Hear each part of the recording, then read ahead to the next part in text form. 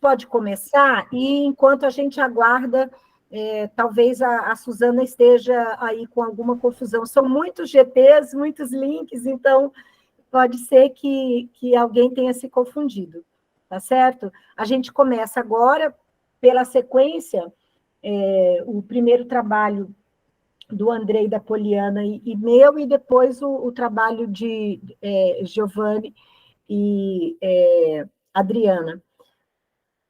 Mas, para abrir, eu quero só dar uma boa tarde a todos e todas, dizer da nossa alegria, né, na organização desse evento, poder contar com o trabalho de vocês, um evento tradicional aqui da Universidade de Salamanca, como vocês percebem, é o 26º já, e então eu conheço esse evento há alguns anos, não desde o começo, mas tenho a felicidade de, agora, nessa edição, poder participar como coordenadora, não só coordenadora de GT, mas também coordenadora do evento, junto com o professor Cássio Chay, que não está presente, mas está comandando tudo isso, né? E que nos trouxe aqui o suporte da Isadora e da Natália, quem eu já agradeço, porque ele está fora do Brasil também, mas não era possível participar presencialmente, mas, junto com ele, conseguimos aí, à distância, fazer essa coordenação. Eu quero agradecer a todos vocês, a professora Esther, a professora Mari Paz, que são as duas diretoras, é uma honra estar com elas novamente num evento da Universidade de Salamanca. Agradecer também o Aldo Nunes Filho, que é um oriundo da UFMS, né? Fez graduação na UFMS, depois o mestrado, e hoje está fazendo doutorado aqui, e também pelo fato de estar presencialmente em Salamanca, pôde participar da organização. Então, estamos uma equipe brasileira, espanhola, né, nesse grupo. É um evento que congrega vários pesquisadores, na parte da manhã, como vocês sabem, são as apresentações presenciais, e temos brasileiros, temos portugueses, portuguesas aqui nesse evento também, além dos espanhóis. Então, eu agradeço e espero que tenhamos aí um bom debate. Esse grupo, ele é um grupo que trabalha, né, com questões de acesso à justiça, de sustentabilidade, de vulnerabilidade, então, eu acho que a gente vai ter aí uma boa discussão. Vamos abrindo, iniciando aqui, eu saúdo os alunos que estão, meus alunos, meus orientandos, o Andrei e a Poliana, e já chamo os dois para apresentar um trabalho relacionado a direitos humanos e sustentabilidade empresarial, que é objeto aí da pesquisa deles dentro do mestrado. O tempo que nós temos é de 10 a 15 minutos, 2 ou 3 pessoas teriam que dividir esse tempo, e em seguida a gente faz uma discussão e podemos aí opinar, participar, colaborar com o trabalho dos colegas. Boa tarde a todos. Eu gostaria de cumprimentar, né, o grupo e dizer que eu e o Andrei, a gente está muito feliz por aceitar o nosso trabalho, por a gente estar participando, né, de um evento tão importante, cumprimentar os diretores, os coordenadores, as monitoras e agradecer. Então, como a professora falou, o nosso trabalho é sobre direitos humanos e sustentabilidade empresarial. E como parte introdutória, a gente começa com um processo dinamogênico dos direitos humanos, em razão do período da industrialização da Europa, no século XVIII e XIX, o trabalho era equiparado a uma mercadoria qualquer. E com essa revolução, com a revolução, no caso, o enfoque na Revolução Industrial, houveram mudanças profundas na relação de trabalho com a exploração da mão de obra. E, diante de diversos abusos que haviam por parte da produção, né, na classe operária, buscando seus interesses e por meio de reivindicações, havia uma imposição de limites às condições de exploração, né? E nesse sentido, as lutas travadas, né, pelo ser humano era em busca de uma emancipação. E essa busca de emancipação fez com que surgisse nascimentos de direitos, que segundo o nosso professor Vladimir, né, Silveira e a Maria Casolano, chamam de dinamogênese, ou transformação dinamogênica de direito. Então, essa é a parte introdutória, e tendo como um documento fundamental da internalização dos direitos, a Declaração Universal dos Direitos Humanos, de 1948, que estabeleceu o paradigma, no caso da solidariedade. E sob a perspectiva da solidariedade e a dignidade da pessoa humana, passa a ser valorizada sobre o interesse da problemática da proteção da dignidade humana, né, no período pós-guerra. Bem, com relação à sustentabilidade empresarial, um conjunto de documentos começaram a surgir, né, internacionais na década de 1970. E o conceito de sustentabilidade ou desenvolvimento sustentável combina totalmente com o desenvolvimento econômico. E quando se trata de desenvolvimento sustentável no âmbito empresarial, vários são os mecanismos de promoção desse desenvolvimento. No caso, por exemplo, a ESG, né, que para nós, ambiental, social e governança. Né? Dentro da sustentabilidade empresarial, existe também a RSG, que é a responsabilidade social corporativa, que nós vamos falar em específico. Sobre a ESG, como eu falei, em português é ambiental, social e governança. Os consumidores, hoje, eles estão muito atentos às empresas que estão se enquadrando nesses parâmetros, né? Porque são diversas questões, desde emissões de carbono até práticas trabalhistas, diminuição, tentar evitar corrupções, né? Que são, como eu falei, os padrões de éticas e práticas para nortear a responsabilidade. E as recomendações da ESG se revelam como uma proposta de governança moderna, né? A ser observadas boas práticas, e torna o mercado financeiro, né, como eu disse, com um olhar atento para as métricas de sustentabilidade e os seus impactos socioeconômicos. É isso. Muito obrigado. Olá, boa tarde a todos no Brasil, boa noite já na Espanha. Agradecer, como a Poliane falou, agradecer a presença de todos, né, nosso trabalho ter sido aceito, com supervisão da nossa querida orientadora, professora Inês, sempre nos direcionando para uma melhor pesquisa acadêmica. Se estiver baixo, podem falar que aumenta aqui um pouquinho a voz, tá? Nosso trabalho trata sobre os direitos humanos e a questão da sustentabilidade empresarial, como a Poliane falou, e ela tratou inicialmente do processo dinamogênico de direitos humanos, com o surgimento dos direitos de igualdade e de solidariedade. Em um segundo momento, ela tratou sobre o ESG.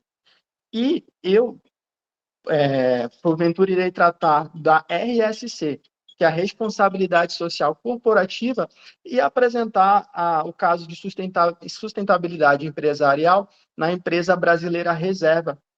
E, inicialmente, cumpre salientar que, conforme a Poliane falou, durante essas transformações, esse processo de luta, de reivindicação dos direitos, o capitalismo também foi se modificando, havendo a necessidade de se modificar e de pautar suas relações com base na humanização. E, com isso, na década de 1920, começou a se ter os primeiros sinais de filantropia, com John Rockefeller, Henry Ford, e dentre outros grandes empresários nos Estados Unidos, mas ainda não se podia falar em responsabilidade social corporativa. estava mais no âmbito da questão da fraternidade, da questão não necessariamente de uma responsabilidade social. E a partir de 1950, na década de 50 para a década de 60, que foi com o Roger Bowen, que inicialmente trouxe essa questão da sustentabilidade, até mesmo antes dessa febre do ESG. E nesse tema da responsabilidade social corporativa, eu trago a questão para o âmbito nacional no artigo 170 da Constituição Federal, que ele coloca um freio, né, no valor da liberdade, ou seja, o valor da liberdade ele não pode predominar sobre os valores da igualdade e da solidariedade, eles têm que andar em harmonia, em conjunto. E o legislador, pensando nessas diferenças sistemáticas, ele uniu, né, a questão da valorização do trabalho e da livre iniciativa conforme os ditames da justiça social, ou seja, colocando como cerne a justiça social dentro desse parâmetro de desenvolvimento econômico. O artigo 421 do Código Civil também aponta para a função social do contrato, em que ele traz que a liberdade de contratar será exercida em razão e nos limites da função social do contrato. Então, o nosso estudo, ele não tenta, de forma alguma, tentar substituir o papel do Estado na questão dos problemas socioeconômicos pela empresa, ou na questão da solidariedade da empresa, ou se quer pensar em um estado de um bem-estar social privado, jamais. No intuito de participar de forma conjunta, Estado, empresa, sociedade civil, no desenvolvimento sustentável, que é justamente o que os ODS, os Objetivos de Desenvolvimento Sustentável da ONU, prevê. Então, nós, nesse trabalho, a gente traz o caso de desenvolvimento sustentável na empresa reserva, de sustentabilidade empresarial, e uma das campanhas que a reserva pratica no âmbito da responsabilidade social corporativa é o 1P5P. O que é um 1P5P? A cada compra que você faz na reserva, seja na reserva online ou na loja física, a reserva, de forma em parceria conjunta com duas ONGs, ela distribui 5 pratos de comida para quem tem fome no Brasil, ou seja, para tentar minimizar os impactos da questão da insegurança alimentar, ou seja, um problema que antes era responsabilidade exclusiva do Estado, a gente vê uma mudança, uma nova roupagem nesse cenário, influenciado pela responsabilidade social corporativa de a empresa se preocupar com o entorno da comunidade.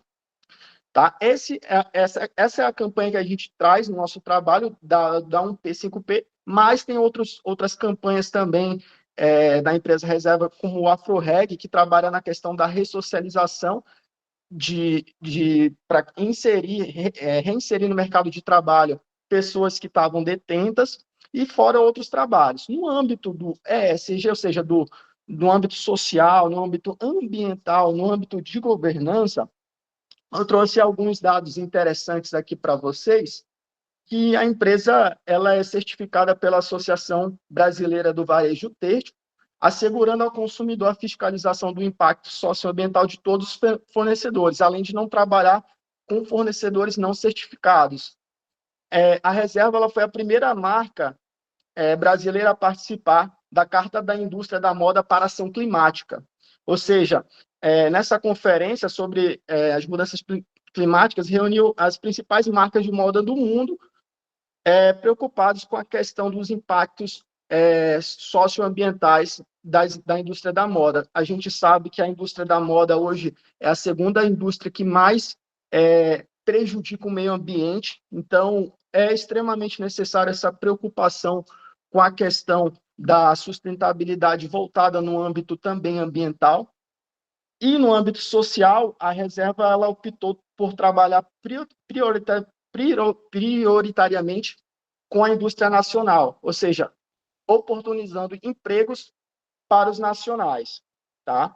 E a questão da boa governança, que também está no âmbito do ESG, que a Poliane trouxe, Antigamente, as empresas eram focadas em processos, em produtos, né?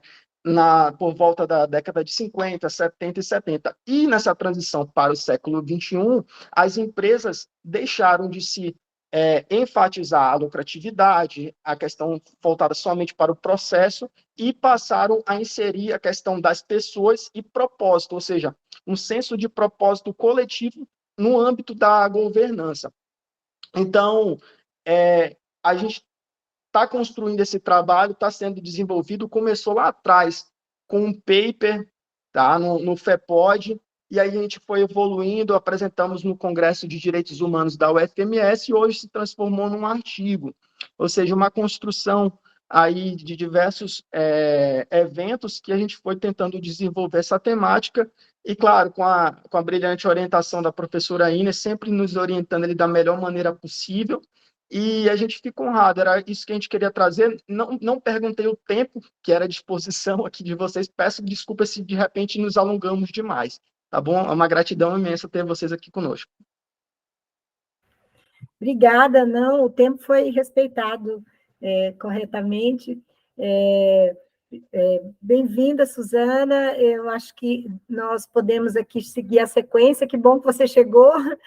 Eu vou chamar um trabalho que se incorporou ao nosso GT, na nossa organização aqui final, que é um trabalho desenvolvido pela Fernanda Ana Lu Marcola, Adriana Raquel Lutzenberg e Giovanni Fernando Medeiros. O título é A Construção Social da Identidade Pobre, um estudo sobre a parofobia na perspectiva da teoria do estigma, e eu chamo os autores para dividir conosco esse trabalho, essa pesquisa, no tempo aí de 10 a 15 minutos. Perfeito, muito obrigada.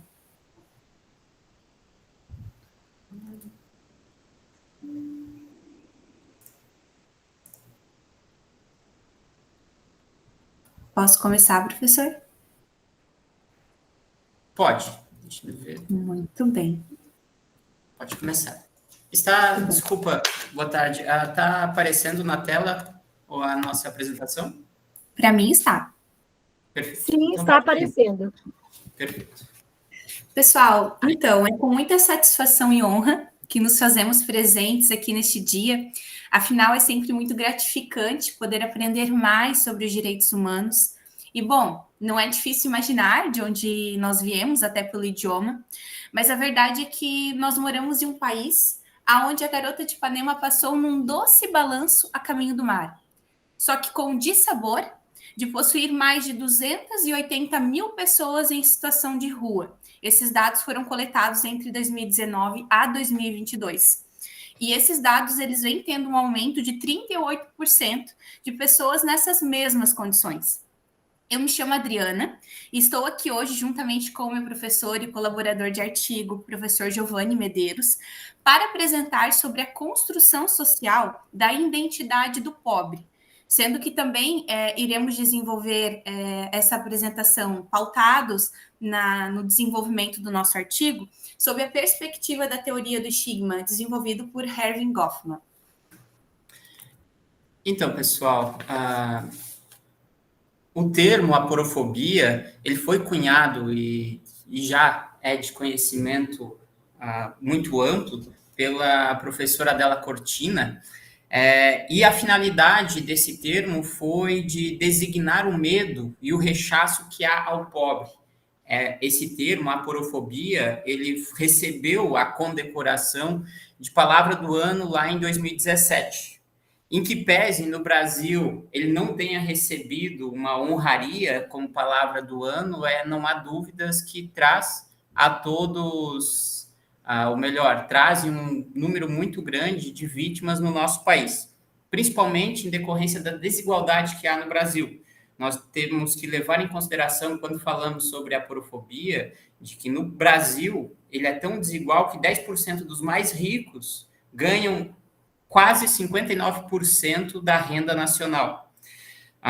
Levando em consideração os dados apresentados pela World Inequality Lab, também 50% dos mais pobres, eles ganham 29 vezes menos do que aqueles 10% mais ricos.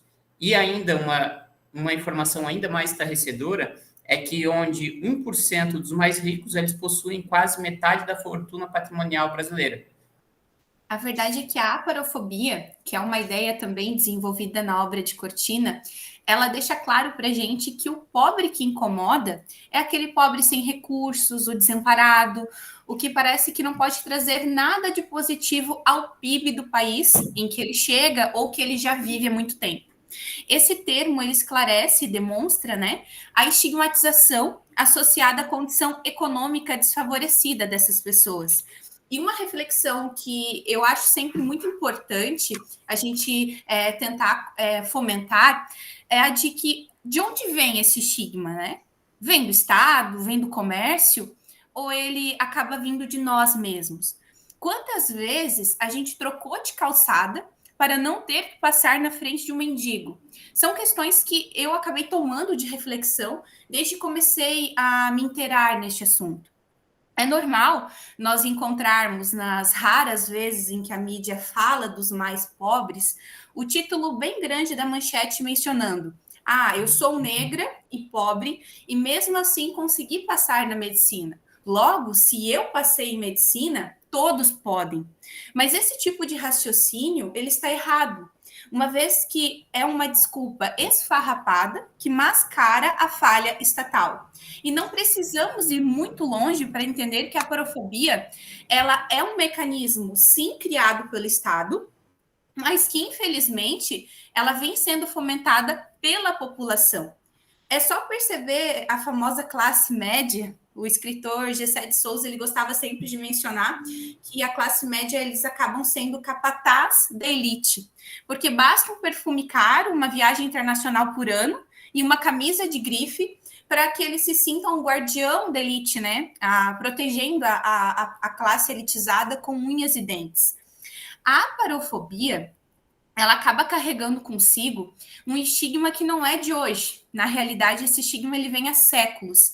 E é desastroso e até muito triste para quem pesquisa entender que essa estigmatização ela vai só aumentar porque nós temos um mercado capitalista. Nós costumamos nos aprofundar e entender a complexidade da aparofobia sempre sobre um olhar de desumanização. Quando a gente tem a aparofobia presente, como a gente tem na nossa sociedade, a gente tem que entender que há uma falha no princípio da dignidade humana e acaba perdendo o próprio sentido de democracia. Porque as pessoas que sofrem a aparofobia, sejam elas os mendigos, as mães viúvas, os homens de meia idade, os idosos que foram abandonados pelos familiares, os ébrios habituais, as pessoas com quem nós convivemos e por vezes nós não percebemos, enfim, a essas pessoas nunca foi permitido sequer ser alguma coisa. A ganhadora do Nobel de Economia, em 1988, ela diagnosticou a pobreza extrema, equiparando ela com a privação de liberdade. E se a gente raciocinar, isso faz muito sentido, porque a carência de oportunidades, a fome e todas as demais dificuldades da pobreza extrema é sim uma forma de privação e de violação às garantias fundamentais. E essa reflexão é muito interessante, a gente fazer esse raciocínio lógico de perceber e fazer uma comparação quando a gente faz a leitura com relação à obra da Della Cortina, porque ela sempre traz uma preocupação muito grande com relação ao preconceito que há ao estrangeiro. A xenofobia, ela é uma característica muito grande na obra da Della Cortina. E quando a gente faz essa leitura, e tenho feito esse trabalho de fazer a leitura da obra da Della Cortina no contexto nacional brasileiro, a gente consegue perceber que há uma aporofobia muito mais latente no território brasileiro, em decorrência dessa grande disparidade de patrimônio financeiro, não de patrimônio financeiro, mas de capacidade de alcançar algum espaço nesse ambiente capitalista que se vive no Brasil, onde existem extremos muito grandes. E é interessante também, nós temos feito a leitura dessa interpretação da teoria da Della Cortina e fazendo alguns comparativos com doutrinadores brasileiros. Acho interessante lembrar daquela teoria desenvolvida pela professora Vera Regina Pereira de Andrade, onde ela vai desenvolver um pensamento com relação a uma cidadania mínima e um direito penal máximo. E quando a gente pensa nisso, a gente pode fazer uma correlação com o direito penal em que determinados crimes são feitos, são tipificados única e exclusivamente a prender um determinado recorte social. Não há a finalidade de um controle social amplo, mas sim restrito àqueles que estão em uma condição financeira já fragilizadas em decorrência da estrutura que o Estado impõe a esses. E é interessante a gente fazer essa reflexão, primeiro, em um âmbito do direito penal, em que as normas vão ser construídas para criar esses recortes, para fortalecer essas separações sociais, e também podemos perceber, trazendo daí uma outra área em que tenho feito reflexões, com relação ao sistema tributário. A estrutura tributária nacional também faz com que há esse fortalecimento prejudicial à sociedade para essa massa que é prejudicada a partir da aporofobia, a partir desse rechaço. É interessante também fazer e eu escrevi um texto em que fiz uma reflexão com relação ao Robin Hood e a aporofobia, que era a finalidade da obra, que vai se perceber, e a Adriana comentou isso de forma sábia, de que é um problema milenar, em que a aporofobia é algo que já existe desde toda a história. E também a ideia do estigma, também há registros de desenvolvimento preambular já com relação à ideia do estigma. Então, nossa finalidade vai ser fazer essa correlação entre o estigma que é imposto, que é algo que está entranhado na sociedade, e a aporofobia, que é uma estrutura que tem se retroalimentando no decorrer dos tempos. É interessante a gente também perceber, e eu fiz nós temos feito algumas análises, por exemplo, quando nós vimos para a estrutura daquilo que tem sido desenvolvido no território nacional brasileiro, quando, por exemplo, um deputado federal vem a falar, vai a uma região de fronteira, onde há um conflito armamentício e que fala que elas são fáceis porque são pobres, primeiro, evidentemente, o estigma, um forte estigma colocado àquelas pessoas que estão em uma situação de vulnerabilidade e que, a partir dessas, ainda vêm a sofrer a partir dessa ajuda humanitária que vinha. Ou então, outra situação em que nós poderíamos ressaltar, e isso aqui ficou muito marcante, aquela atitude que aconteceu na cidade de São Paulo, onde foram colocadas diversas pedras embaixo de um viaduto, onde só foi tirado a partir de uma grande repercussão. E para finalizar também, para demonstrar esse estigma de uma forma muito clara, e até um exemplo que a Adriana me trouxe quando a gente estava fazendo leituras com relação a isso, é quando o governador de São Paulo lançou uma ração, e era alimento para todos, que era, no final das contas, uma ração que era feita e já demonstrando muito fortemente esse estigma social e esse menosprezo a um recorte dessa sociedade.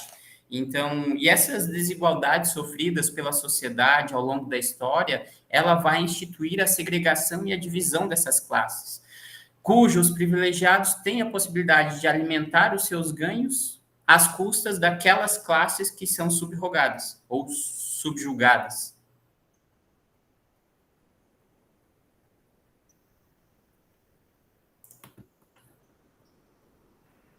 E também, fazendo esse direcionamento até para finalizar a nossa fala, a finalidade do nosso artigo vai ser elaborar essa reflexão, demonstrar em que esse estigma se desenvolveu no decorrer e foi construído no decorrer da história, a partir dessas segregações e desse fatiamento social que se faz e que se solidifica a partir de uma ineficácia do Estado, a partir da consolidação de situações e que são completos estados de coisas inconstitucional, e que a pobreza, aliás, é interessante mencionar isso, e prometo que já direcionado ao final, em que há uma ADPF falando com relação à pessoa em situação de rua. Então, é algo que nós vamos abordar também, que a partir da DPF houveram algumas medidas em que busca-se diminuir o prejuízo, não, evidentemente, eliminar, porque aquela desigualdade que nós mencionamos no início, não vai ser com uma atitude ou outra que vai se resolver, mas, de forma paulatina, a se diminuir essas desigualdades, seja a partir da via tributária, que é um mecanismo que vai ser necessário se tomar, se tiver a intenção de resolver esse problema, e outras situações, como, por exemplo, evitar ou não produzir normas que tenham a finalidade de encarcerar aquelas pessoas que já são classicamente colocadas em cárcere por qualquer coisa. Então, a diminuição dessa visão da prisão preventiva com um critério que não é a garantia da ordem pública e questões dessa natureza se faz essencial no momento que nós vamos discutir, essencialmente no Brasil, a discussão da profobia, que eu acredito que vai ser ou é algo que necessita discussão com extrema urgência, em decorrência dessa grande desigualdade social. Só para comentar e complementar também o que o professor Giovanni menciona, a perspectiva de algo positivo para que seja adotado até mesmo como política pública para a porofobia, ela vai se complicando a partir do momento em que nós vivemos em um mundo muito capitalista, né? E, na verdade, até comentando com o professor Giovanni há uns dias atrás, e hoje a gente fez menção, nós somos influenciados o tempo todo pelo comércio e pelo consumo. Então, a gente pega nosso celular, a gente começa a comentar ou pesquisar alguma coisa, e são as próprias redes sociais que nos dizem o que nós vamos comprar. E há um tempo atrás, nós tínhamos um preconceito muito grande aos padrões físicos, e hoje nós ainda temos, mas a gente percebe um movimento dos últimos anos de grandes marcas introduzindo essas pessoas para dentro das propagandas comerciais, no sentido de que, peraí, essas pessoas também compram. Então, também é interessante introduzir essas pessoas. Mas o que nós vamos fazer se os pobres não têm as condições financeiras? Então, às vezes, quando eu estou lendo sobre a porofobia, ou quando a gente retrata isso, às vezes até no ambiente universitário, as pessoas olham para a gente e dizem, olha, não prospera, porque o pobre não traz dinheiro, não traz recursos, as pessoas não querem ouvir sobre isso. E assim a gente vai marginalizando cada vez mais essas pessoas. Eu lembro que quando eu li uma obra de Jeremy Bentham, ele era um grande utilitarista, e ele mencionava que o ideal era um mundo ideal onde a gente teria mais pessoas felizes era quando a gente coletasse os mendigos e internassem eles compulsoriamente, né? E eu achei aqui um absurdo completo. Mas quando a gente teve um governador que pegava bolacha vencida há menos de 3 anos, prensava e entregava para os mendigos comerem, eu vi que a gente ainda está beirando o ápice da loucura. Pessoal, nós ficamos à disposição. Não sei se o Giovanni tem mais alguma coisa para mencionar. Não, gostaria apenas de... Pode fazer a fala. Claro, não, só gostaria de agradecer pela atenção de vocês e passo a palavra para o professor Giovanni. Eu gostaria de agradecer também, agradecer em especial a professora Inês, que nos adotou para esse GT. É uma honra muito grande poder contribuir um pouco e aprender muito mais do que contribuir. A gente fica à disposição para qualquer esclarecimento e também discussão da temática. Obrigado, professora. Eu que agradeço, imagina, super bem-vindo. Eu tive a oportunidade de conhecer recentemente o professor Tiago e foi uma soma importante aí para todo esse processo acadêmico e esse estudo. Então, parabéns pelo trabalho de vocês. Eu vou chamar agora o próximo trabalho, e com ele a gente encerra as apresentações e inicia o processo de debate. A Suzana Sardiga Monteiro e Kátia Marques Cebola, a importância da mediação de conflitos para a edificação de sociedades mais pacíficas e inclusivas. Fique à vontade, doutora Suzana.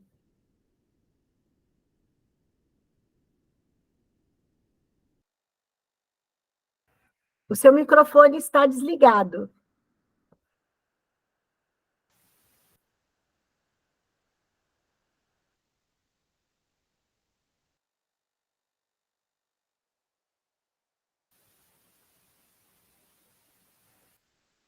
Eu acho que falta ativar o seu microfone, doutora Suzana. Já está. Vou partilhar, só que para ativar o microfone tive que descompartilhar a tela. Portanto, vou agora novamente compartilhar a tela e agradeço depois que me deem o feedback, porque neste sistema compartilhamos a tela e começamos a navegar sem rede, não é? Que é, não conseguimos ver quem está do outro lado. Portanto, eu agora vou compartilhar.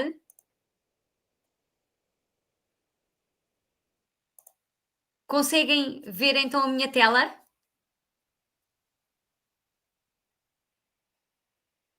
Sim, Sim. Estamos vendo. Sim, conseguimos, sim. Muito obrigada. Peço desculpa por este feedback. Acho que é a primeira questão, sempre que estamos assim num evento destes ou numa aula online, a pergunta típica é: estão a conseguir ver o que estou a projetar? Muito obrigada pela oportunidade.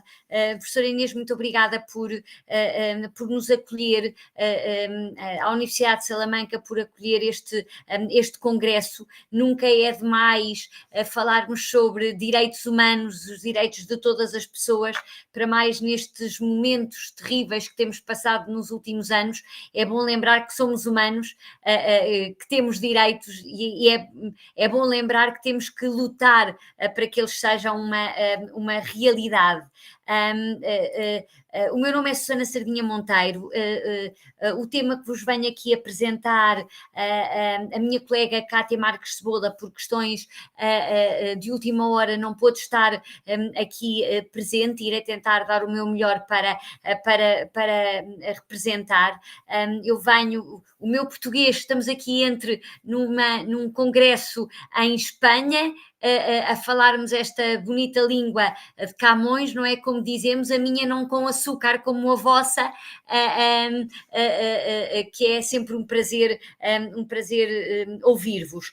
Eu venho do Politécnico de Leiria e sou investigadora do Instituto Jurídico Portugalense, que é também uma das entidades que está associada à organização deste congresso. O tema que vos venho aqui tratar prende-se com a importância da mediação para a edificação de sociedades mais pacíficas e inclusivas. E, portanto, aqui uma relação entre o direito humano de acesso à justiça e os ODS e, desde logo, o ODS 16. A minha intervenção, e obviamente não me querendo alongar muito, que tenho sempre essa tendência para falar demais e além da conta, como vocês também referem, vou fazer aqui uma breve contextualização do direito humano de acesso à justiça e aqui alguma evolução conceptual de como é que este direito foi sendo interpretado ao longo do tempo e as 3 vagas de interpretação deste direito. Referir-vos depois a importância dos meios alternativos de resolução de litígios, os ADR, na concretização deste direito humano de acesso à justiça, a relação entre estes 3 conceitos: Estado de Direito democrático, a cidadania e a mediação, ou seja, a mediação de conflitos enquanto meio alternativo de resolução de conflitos que corporiza este ideal de um Estado de Direito democrático e de uma cidadania mais ativa e mais participativa. A Agenda 2030 da ONU, com os seus objetivos do desenvolvimento sustentável e a importância da sua implementação, nomeadamente o ODS 16, e depois a importância que a mediação assume para a concretização desse ODS 16. Eu não vou, obviamente, aqui passar muito tempo nesta análise e nesta evolução conceptual do direito de acesso à justiça, apenas referir-vos que no Estado liberal século XVIII, século XIX, o direito de acesso à justiça era visto como um direito natural, em que não existia intervenção do Estado, pelo que só teria acesso à justiça quem tivesse os meios necessários, os meios financeiros para suportar os seus custos. O Estado Social, o Welfare State do século XX, veio, obviamente, aqui consagrar e corporizar esta ideia do direito de acesso à justiça como uma obrigação estadual que deve ser assegurada pelo Estado a todos, sem a imposição de barreiras e, portanto, sem impedimentos que obstaculizassem a sua implementação e a sua realização. De referir-vos aqui de uma forma muito breve os principais textos internacionais e no âmbito, estamos aqui a falar do século XX, que corporizam este direito de acesso à justiça e aos tribunais. Obviamente que todos vocês, melhor do que eu, saberão a Declaração Universal dos Direitos Humanos de 1948, um do seu articulado, dos seus 30 direitos, consagra no artigo 8º o direito de todas as pessoas de recorrerem às jurisdições nacionais competentes e, portanto, o direito de acesso aos tribunais no seu artigo 8º. Também no âmbito regional, e porque me encontro na Europa, falar-vos, mas o mesmo acontece com outros textos de cariz regional, o Pacto de São José de Costa Rica, a Carta Africana, mas aqui situar-me, obviamente, no âmbito europeu, do artigo 6º da Convenção Europeia dos Direitos do Homem, melhor, dos direitos humanos, que é assim que devemos referir, que no seu artigo 6º refere o direito de qualquer pessoa, e portanto os direitos humanos são os direitos todas de qualquer pessoa que tem de recorrer a um tribunal independente e imparcial, de levar a sua causa e que esta seja examinada equitativa e publicamente num prazo razoável por um tribunal independente e imparcial. Mais recentemente, também a nível regional, a Carta dos Direitos Fundamentais da União Europeia, proclamada em 2000, revista em 2007, também consagra no seu título 6º, dedicado precisamente à justiça, relembrar que a Carta dos Direitos Fundamentais da União Europeia é, obviamente, destes textos o mais recente, em que os seus direitos foram distribuídos pelos valores que corporizam os ideais da União Europeia, solidariedade, liberdade, justiça, cidadania. Portanto, são alguns destes títulos da Carta dos Direitos Fundamentais da União Europeia, que, portanto, no seu título 6º, dedicado à justiça, refere também no seu artigo 47 o direito à ação e a um tribunal imparcial.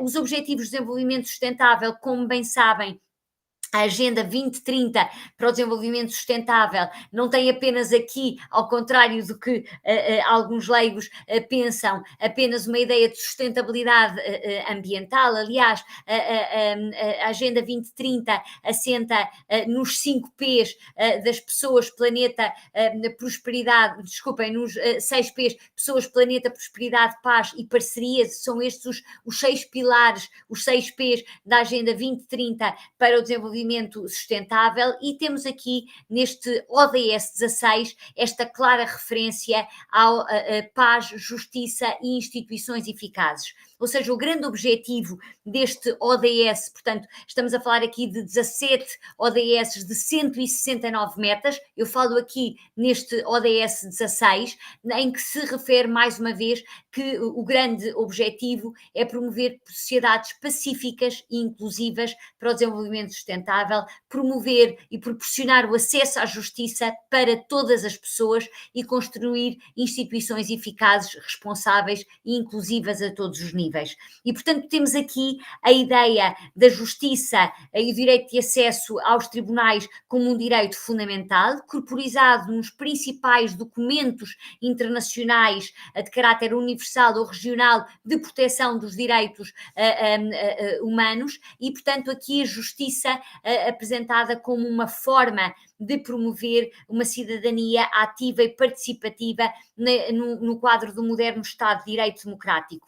E aqui o grande objetivo desta nossa comunicação é perceber como que os meios alternativos de resolução de litígios, nomeadamente a mediação, contribuem para a concretização deste ODS 16, não apenas porque promovem uma maior pacificação individual cultural e social, porque promovem a responsabilidade e a responsabilização das pessoas, porque assentam no empowerment das pessoas e, portanto, promovem também aqui esta ideia de uma cidadania ativa e participativa. A Constituição, não vou aqui ter da Constituição portuguesa do direito de acesso aos tribunais. Como vos referia, 3 vagas de direito de acesso aos tribunais, se focar-me aqui nesta terceira vaga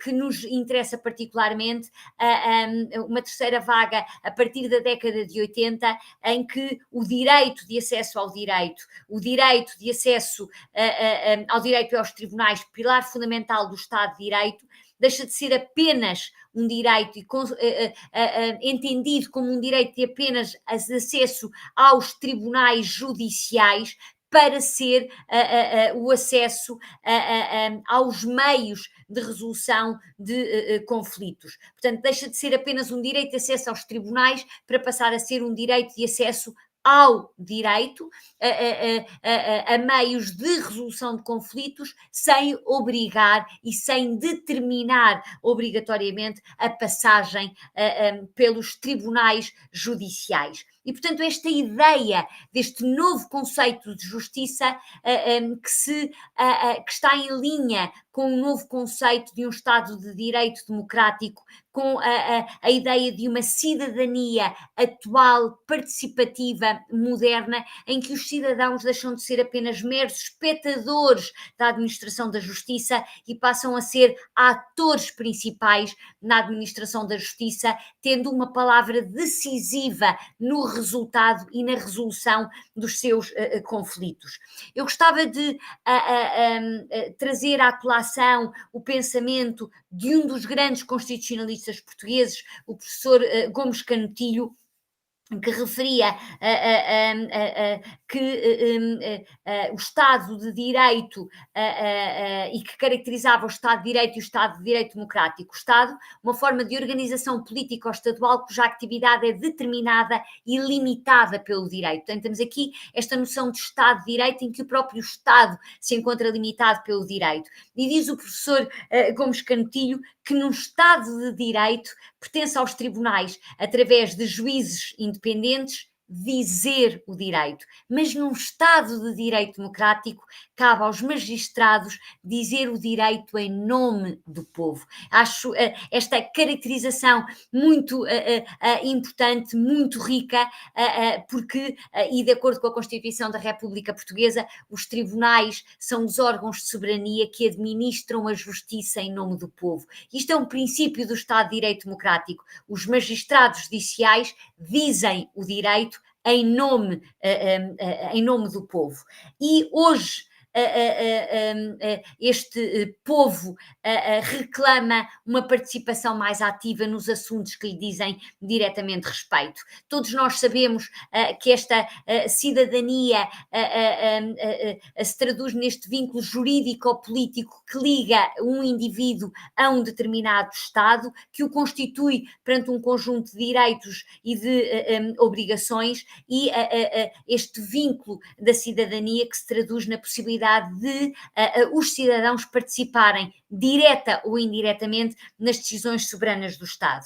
E aquilo que se pretende hoje, e hoje nós, pleno século XXI, exigimos uma cidadania e exigimos uma participação mais ativa, informada, crítica, responsável, vigilante e empenhada nos assuntos que nos afetam diretamente. Portanto, uma cidadania clássica, que era uma cidadania mais num domínio cívico-político, uma democracia limitada em termos de alcance e de efeitos, uma cidadania muito passiva, para uma cidadania ativa. E eu reforço aqui esta ativa, mas para que haja uma cidadania ativa tem que ser uma cidadania informada e esclarecida, para que os cidadãos formem a sua opinião e possam participar ativa, informadamente e esclarecidamente nos assuntos que lhe dizem respeito. Portanto, um novo modelo de cidadania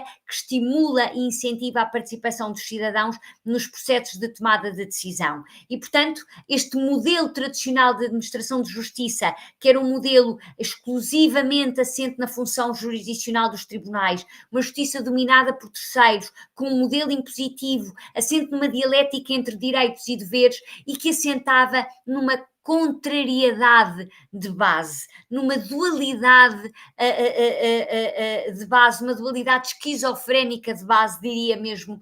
Porquê? Porque era um modelo tradicional de justiça que assentava na igualdade absoluta das pessoas, na ideia da igualdade das pessoas, mas depois que se traduzia numa desigualdade das pessoas no acesso à justiça.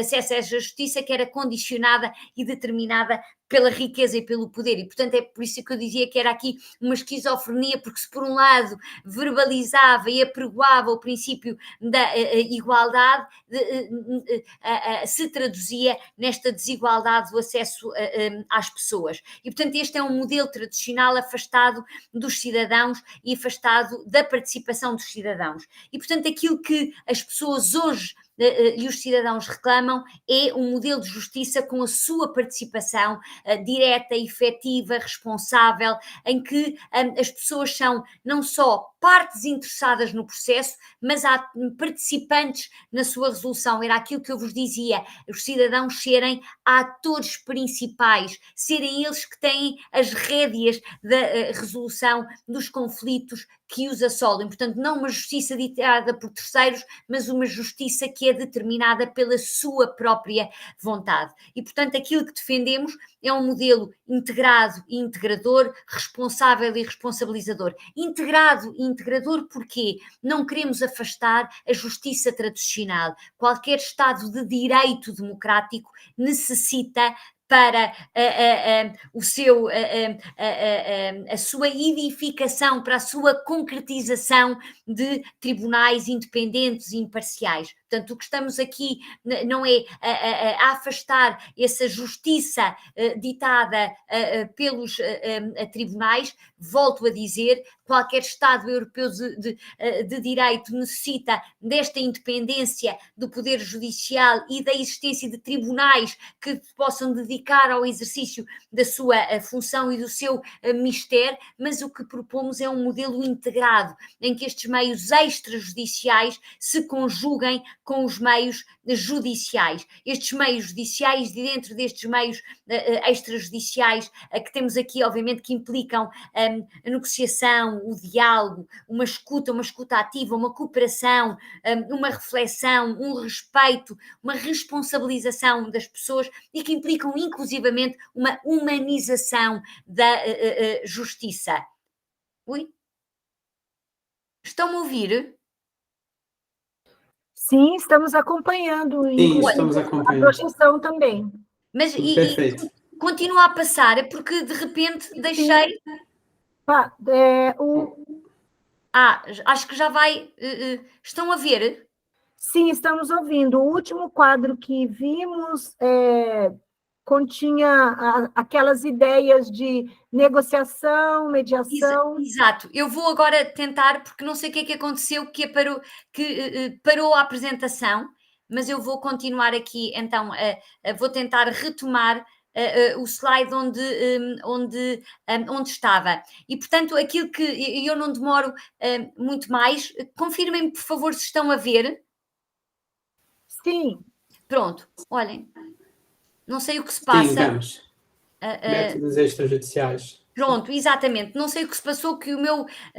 há aqui algum problema. Dizia-vos eu, então, que a mediação é um meio, e com certeza saberão, é um meio de resolução, dito como meio alternativo de resolução de conflitos. Eu gosto mais da expressão, é um meio complementar, é um meio adequado para a resolução de determinados conflitos, que assenta na participação das pessoas. As partes em conflito participam ativamente na resolução do seu conflito, no encontro do acordo, da solução que poderá pôr termo ao conflito e que assenta nesta ideia do empowerment, do empoderamento das pessoas na tomada das suas decisões, a participação ativa neste processo. A lei portuguesa estabelece como característica principal e identitária da mediação o princípio da voluntariedade. Vai para a mediação quem quer, permanece na mediação quem quiser e enquanto quiser, desiste da mediação quando quiser, sem daí decorrer uma qualquer consequência. E, portanto, esta ideia da participação ativa, voluntária das pessoas que, através da comunicação, da reflexão, da escuta ativa, procuram o encontro e uma decisão que ponha termo ao seu conflito.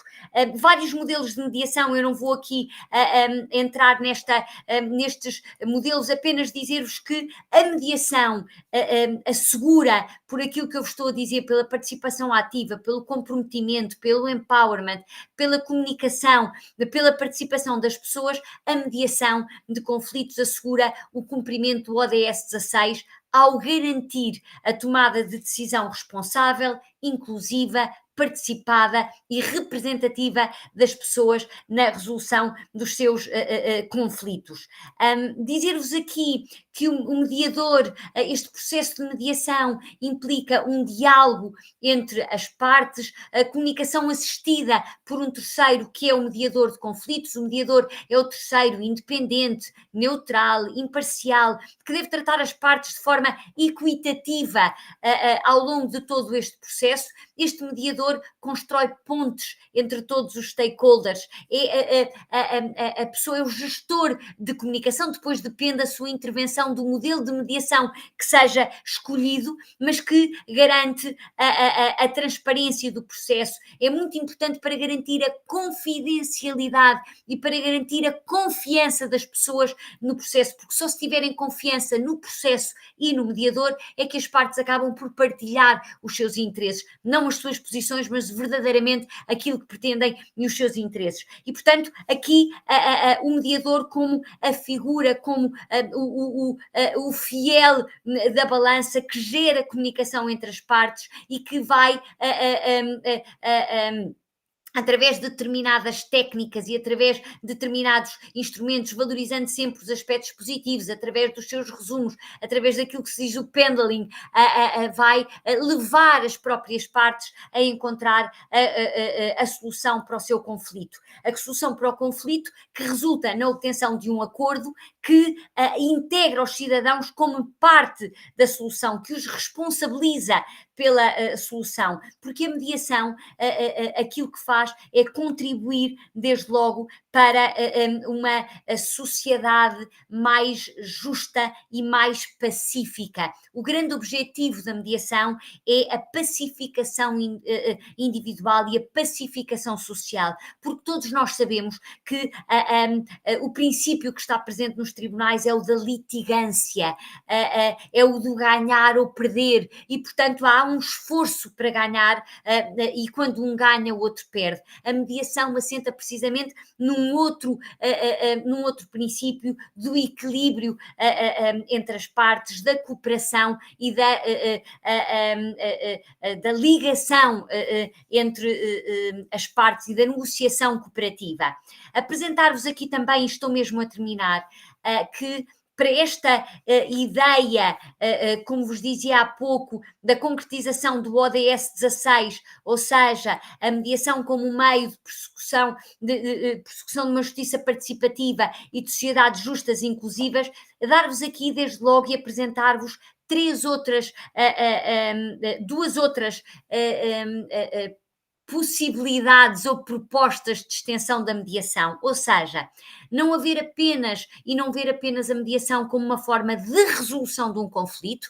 A mediação deve ser entendida também como uma forma de prevenção da conflitualidade e, portanto, se utilizarmos todos os princípios da mediação, podemos prevenir a existência de muitos conflitos, mas, portanto, a mediação como elemento preventivo, mas também como resolutivo, e seja como ADR, mas também aqui a mediação, a possibilidade do recurso à mediação com outras finalidades, nomeadamente, isto já começa a ser utilizado em alguns países, com a possibilidade da mediação ser utilizada no âmbito legislativo a quando da elaboração das normas legais, ou ainda no âmbito executivo para a implementação de projetos de tomada de decisão. Quanto há a questão da aplicação da mediação no processo de tomada de decisão. O objetivo é essencialmente o seguinte: a quando da criação das normas legais regulamentares, a quando da criação de leis genericamente consideradas, essa criação das leis ser baseada num processo de debate e de consenso. Ou seja,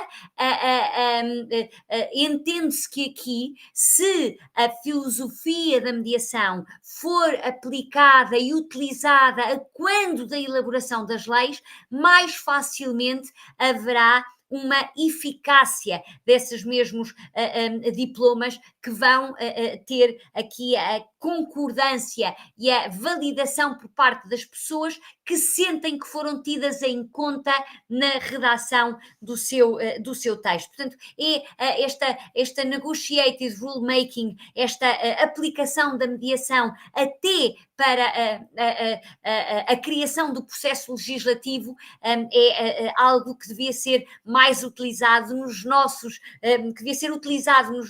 Estados e que devia ser, obviamente, uma realidade. Portanto, trazer-vos aqui a mediação não apenas como um ADR e uma forma de resolução de conflitos, mas trazer-vos aqui também outras vantagens e outras aplicações da mediação. Portanto, em termos de conclusão, a mediação enquanto ADR e, portanto, a mediação enquanto meio de resolução de conflitos, que pressupõe desde logo aqui uma interpretação e a aplicação de um novo modelo de administração de justiça, um novo modelo de administração de justiça integrada com os meios extrajudiciais e mais humanista, responsável, que inclua meios judiciais e meios extrajudiciais. Isto porquê? Porque os cidadãos reclamam hoje uma participação mais ativa em tudo quanto lhes diz respeito, nomeadamente na resolução dos seus conflitos. E, portanto, a mediação, aqui trazer-vos esta ideia de a importância da mediação para a construção de sociedades mais justas, pacíficas e inclusivas, onde se inclui a mediação não apenas como ADR, mas também, e muito importante, mas também a mediação com outras aplicações, nomeadamente no domínio legislativo e no domínio executivo. Muito obrigada. Obrigada, doutora Suzana. Vamos iniciar, então, nossa conversa. 3 trabalhos que aparentemente não têm ligação, mas que se interligam mesmo, de verdade, né? Ao ver os títulos, a gente poderia pensar que não se relacionam, mas que verdadeiramente se relacionam e que nós poderemos, então, pensar nessa ideia de como a sociedade evolui do ponto de vista da empresa, do ponto de vista da administração da justiça, do ponto de vista do acesso, também para resolver problemas cruciais, como o problema da desigualdade econômica, bem retratado aqui num outro trabalho. Então, essa observação, né, que o Giovanni e a Adriana fazem, ela é uma observação crítica, mas com uma tentativa de apontar um caminho, né? Tomar o conhecimento e absorver essa ideia e poder trazer alterações. Eu gostaria, depois de mais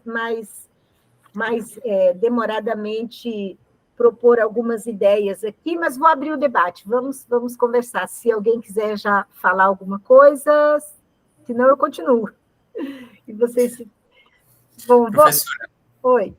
Não querendo ser repetitivo, mas o que eu gostaria de fazer é exatamente essa relação entre os 3 trabalhos. O Andrei e a Poliana, salvo engano, Poliana, fizeram uma reflexão muito interessante, uma perspectiva até que eu não tinha... ainda não havia me dedicado a fazer a leitura, mas depois vou até procurar o trabalho dos colegas para me inteirar e talvez fazer uma interação aí com relação a essas dinâmicas. E uma coisa que me incomoda muito, eu leciono formas consensuais de resolução de conflito aqui em Santa Catarina, no Brasil, e até quero conversar com a professora Suzana, porque eu tenho trabalhado uma visão do surgimento dos conflitos em sociedade a partir desse esvaziamento de conceitos que o Bauman vai apresentar, aquela ideia que o Henrique Rojas apresenta com relação ao homem moderno, o homem light, também é uma coisa que eu tenho utilizado em aula, e aqui tem um argentino que deu aula na UFSC há muito tempo, que é o professor Varat, ele também vai ter umas obras que discute essa situação do surgimento do problema e formas em que nós vamos buscar solucionar esses problemas, né? E gostei muito do que a professora Suzana falou e fiquei encantado mesmo com a estrutura lógica do pensamento, e o que me faz refletir é a possibilidade do acesso à justiça. Nós comentamos, eu e a Adriana, na nossa fala, com relação à interpretação da obra da Della Cortina com relação a um viés europeu, digamos assim, do problema da xenofobia, que é muito característica, latente, enquanto que há a possibilidade da interpretação da obra da Della num viés nacional brasileiro, que seria a discrepância social. Enquanto que uma fração minúscula da sociedade tem uma margem que praticamente 50% do patrimônio nacional na mão de 10% da população, isso a gente já consegue perceber que, escancaradamente, o acesso à justiça é limitado. É um direito fundamental, é um direito humano essencial, mas já se escandaliza aí o problema do acesso à justiça. No momento em que o patrimônio não está acessível a determinada sociedade, e eu tenho pensado na lógica de o acesso à justiça sendo viabilizado a partir da facilitação do acesso à justiça, que seria nós popularizarmos essas questões em que as formas consensuais de resolução de conflito trazem, né? No momento em que nós tiramos a imagem, e eu sempre tenho, não lembro, acho que o Varat fala isso, em que a sociedade precisa parar de ver acesso à justiça como processo judicial, mas uma resolução fora dos tribunais também como uma forma consensual. Quando um cliente vem no meu escritório e eu consigo resolver e conversar com ambas as partes, isso também é acesso à justiça.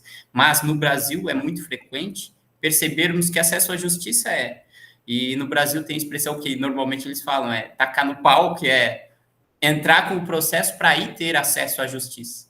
E a gente diminuiria essa fragilidade, principalmente daqueles fragilizados economicamente, ao momento em que afastamos o juridiquês, no momento em que afastamos essa burocracia que o processo necessita. E não estou dizendo que não é importante a burocracia, porque nós precisamos de forma para buscar essa igualdade. Mas eu achei muito interessante a relação entre essas temáticas e como a gente consegue trabalhar e buscar soluções a partir do que a gente debateu aqui. Eu também tenho uma disciplina aqui no mestrado na Universidade Federal de Mato Grosso do Sul, com um colega que trabalha os meios, a gente abandonou também meios alternativos, até mesmo meios adequados. A gente prefere usar meios consensuais de solução de conflitos, e fiquei muito interessada aqui, agora sabendo que o Giovanni também, acho que nós podemos conversar um pouco depois e talvez fazermos algumas aulas compartilhadas aí. Mas eu tenho uma preocupação também, e fazendo um gancho com o que você expôs, Giovanni, o acesso dos pobres, e você colocou, né? Você e a Adriana, no final das contas, o acesso à justiça a essa camada da população, que é invisível, também não existe, né? E aí eu não sei se, quando desenvolverem o artigo completo, vão incorporar a ideia também que é presente no Brasil. Fora do Brasil, a gente enxerga a população migrante, que é essa população invisível e que está nesse contexto, né? E no Brasil, o pobre tem um recorte racial, né? Então, isso também acho que é uma questão que deve ser, talvez, aí pensada por vocês e incorporada, porque ele tem uma cor, né? Ele tem uma cara no Brasil, né? O pobre, ele não é apenas aquele que não tem o recurso econômico, e ele tem uma cor, né? Eu acho importante fazer essa observação. Mas eu tenho uma preocupação também dos meios consensuais extrajudiciais que têm sido até utilizados, e fazendo um gancho com o trabalho do Andrei e da Poliane, e também que eu participei, os meios extrajudiciais, tradicionalmente, a arbitragem, por exemplo, foi utilizada e vem sendo utilizada para a camada mais empoderada. As empresas, nós temos até uma convenção específica falando da mediação internacional dos conflitos econômicos. Então, assim, a mediação internacional já sendo para os conflitos, absorvendo a ideia, né, do comércio, mas também para as questões de família, esse grande debate. E aqui em Portugal é bem avançado, né, esse processo de mediação utilizada no caso de conflito familiar internacional, né? Então, as questões aí de com quem vai ficar o filho de alguém que está morando em outro lugar, e existe uma convenção que está orientando um pouco, uma convenção internacional orientando nesse sentido. E a gente tem, então, tradicionalmente, a mediação usada. A minha preocupação também é que esses meios consensuais possam se voltar para, como se fosse uma justiça mais para os pobres, como se fosse uma forma de dar o acesso, né, a resolução de conflitos para aqueles que não têm ainda, não foram incorporados ao sistema. Então, acho que é preciso ter muito esses olhares. O que você colocou, o que a doutora Suzana colocou, até mesmo eu não tinha, ainda não tinha voltado os olhos, professora, para esse aspecto da mediação poder ser utilizada no âmbito da formulação da lei. Confesso que quero ler um pouco mais sobre isso. No âmbito do executivo, até para a solução de casos e tal, eu consigo enxergar melhor, ainda tenho, né, pouco conhecimento para visualizar o processo, né, no âmbito da formulação da lei. Mas o nosso Código de Processo de 2015 avançou bastante, né, Giovanni? Ele incorporou a negociação, por exemplo, das partes, ele incorporou os meios consensuais, mas esse processo, ou esse projeto, ele é encampado pelo Poder Judiciário. Né? Então, é o Poder Judiciário, é a mediação dentro da Justiça, a Justiça do Trabalho também, a mediação promovida por agentes da Justiça, por serventuários, por juízes. Então, eu acho que isso também precisa evoluir no Brasil, né?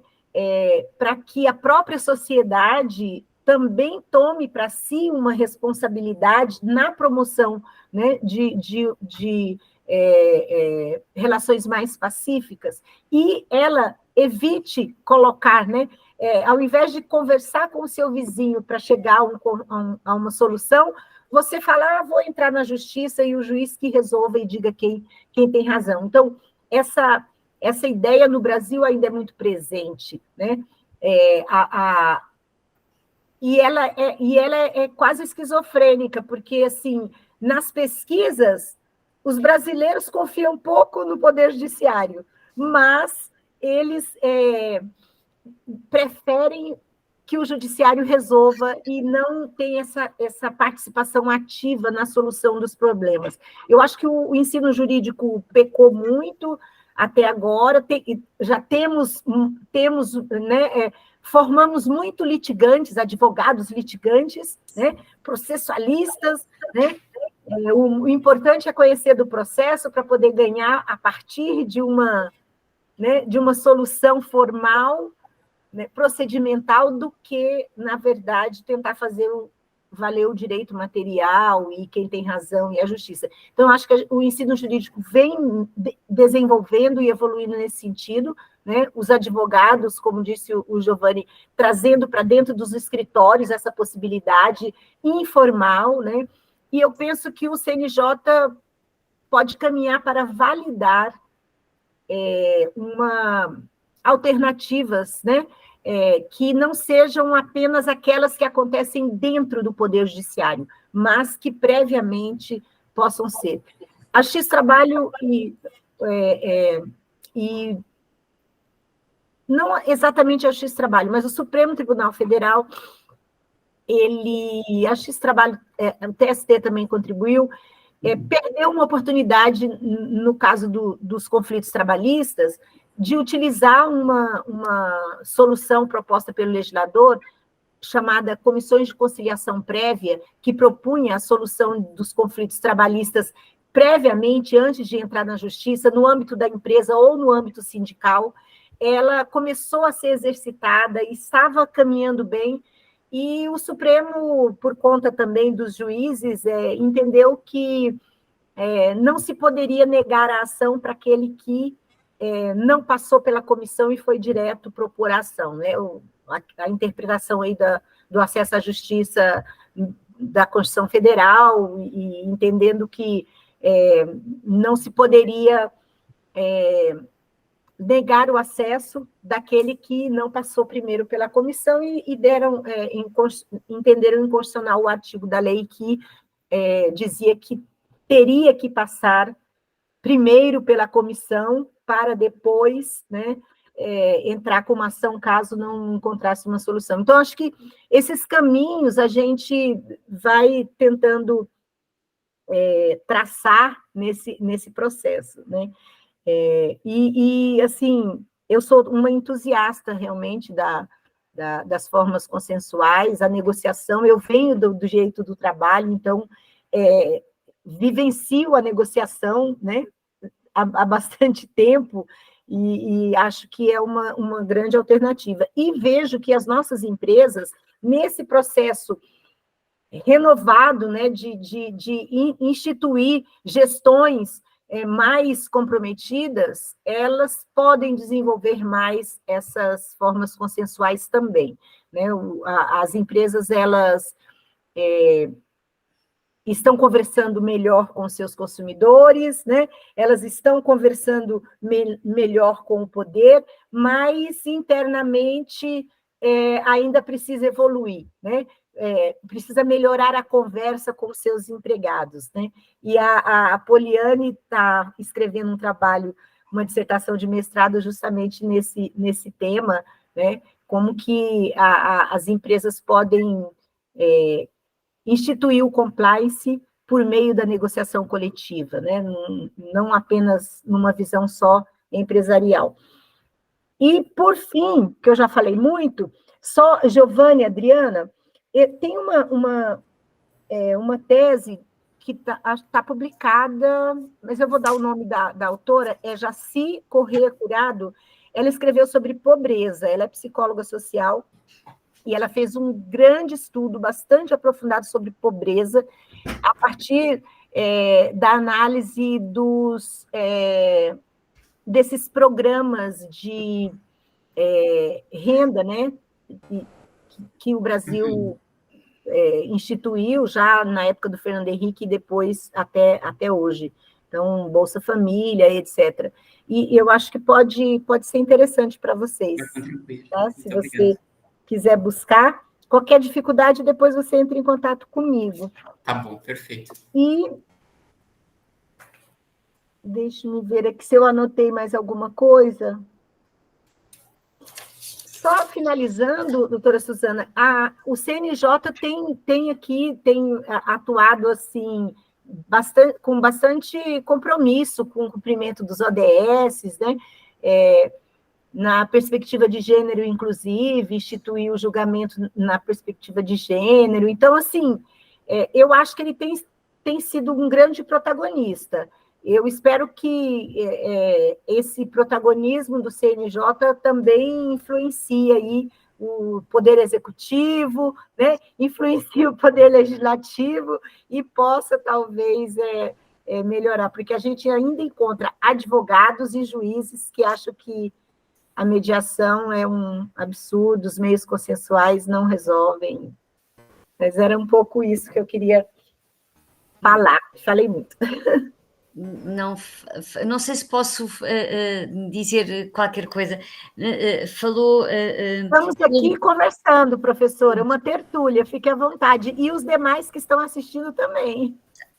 Não é professora, sou só Susana, que nasci só Susana, portanto não nasci professora. Muito obrigada, eu gostei imenso de ouvir, gostei imenso de ouvir os colegas, pedir desculpa ao Andrei, porque já cheguei em cima da hora, porque estive a dar aulas e como não tinha boa rede na escola, ainda vinha correr para casa, correr mais ou menos de carro, para conseguir estar aqui convosco, e foi um prazer ouvir-vos, e tem toda a razão, quer o Giovanni, quer a professora Inês, há aqui claramente pontos de contacto, porque quando nós falamos, e falaram sobre os pobres, não é?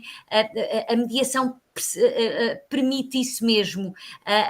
Há pouco eu falava da esquizofrenia do Estado de Direito Democrático, que é garantir a igualdade de todas as pessoas, mas essa igualdade no acesso à justiça não é uma realidade, porque acede à justiça quem tem dinheiro, quem tem a possibilidade de suportar os custos que são inerentes a essa justiça tradicional. E, portanto, a mediação, aquilo que nos traz, ou os meios alternativos, ou os meios, e quando eu digo só alternativos porque é a sua designação tradicional, os ADR, Alternative Dispute Resolutions, mas vamos dizer os meios extrajudiciais, aquilo que permitem é a construção de uma sociedade mais humana, mais justa, mais pacífica, mais integrada e mais inclusiva, porque a base, quando, sendo um meio de resolução de conflitos, os conflitos assentando na diferença, porque os conflitos surgem dessa mesma diferença, aquilo que a mediação nos vem permitir e que traz aqui de importante é que essa diferença é esbatida, ou seja, a mediação é um método que está ao serviço de todas as pessoas, independentemente da cor da sua pele, da sua conta bancária, inclusivamente permite a inclusão, vejam, e isto é muito importante, até uma questão física, se quiserem.